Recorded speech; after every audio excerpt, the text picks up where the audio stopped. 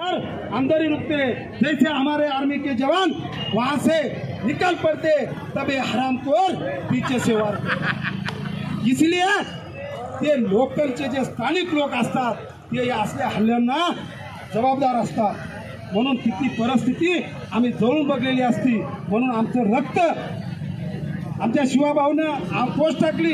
आमचे शिवाभाऊ मार्गदर्शक आहेत, आम्ही त्यांच्या पोस्टला कधी कमेंट करत नाही, आमची हिंमत होत नाही।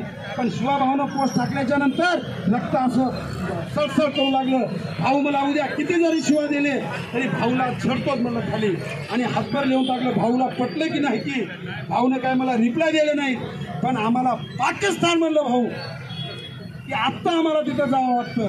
म्हणून या 26-28 भारतीय नागरिकांना जे तिथं वीरमरण आलं म्हणायला काय हरकत नाही, त्यामध्ये आमचे जवान पण होते, त्यांना आम्ही आमच्या परत एकदा जड अंतकरणाने भावपूर्ण श्रद्धांजली देतो आणि थांबतो।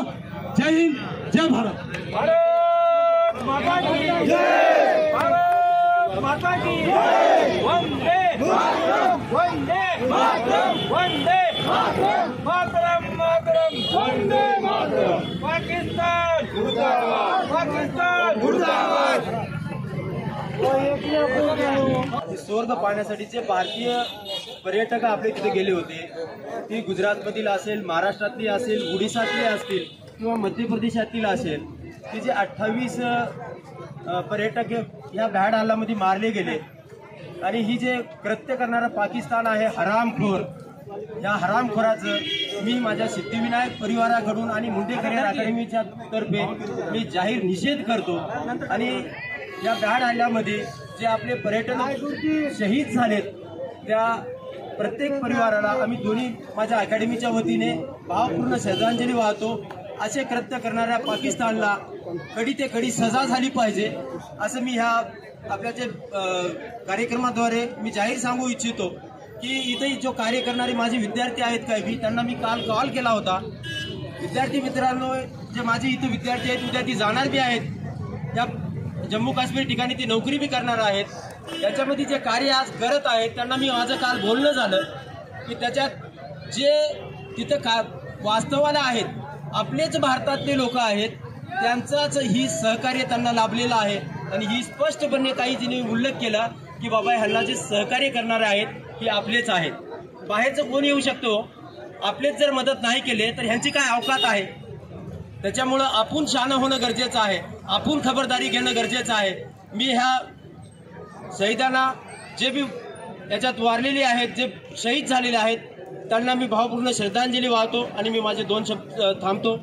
जय हिंद, जय महाराष्ट्र।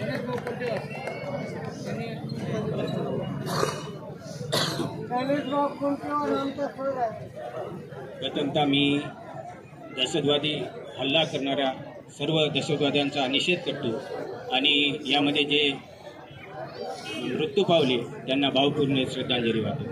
मित्रांनो,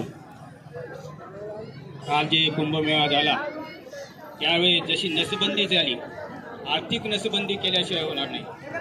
आज आपण काश्मीरमध्ये जातो, कशासाठी जातो? अमरनाथ यात्रा एकमेव आपलं कारण आहे।